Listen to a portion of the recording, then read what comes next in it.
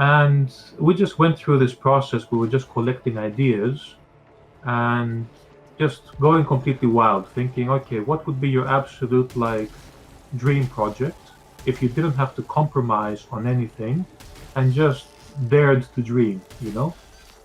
And immediately, like a couple of really strong elements came up. I mean, yeah, dark sci-fi. And when I watch, movies or play games with that kind of content, there's something that, that speaks to me. And sometimes it's really hard to put your finger on it, but it just works on an almost primal level. So then I kind of just try to grab onto that and try to understand, why did this make me feel this way? And then try to chase that feeling. It's like Alice tumbling down the rabbit hole in a way, and trying to. Gameplay is quite central. Uh, Lots of effects, huge explosions.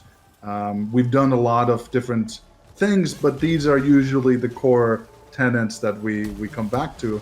So now that we're doing a slightly more transformative take on, let's say, a genre that's new to us, of course, you always assume that there's some core elements that we know quite well that will be there, but then you start adding different layers, and the onion. Absolutely unique to the medium that you cannot possibly recreate in others, right?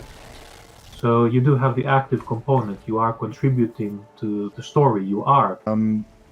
How do you feel about, you mentioned that this is an interactive medium where you can end up surprising or creating awe or wonder, or is it even more straightforward than in movies? Or how do you see that difference?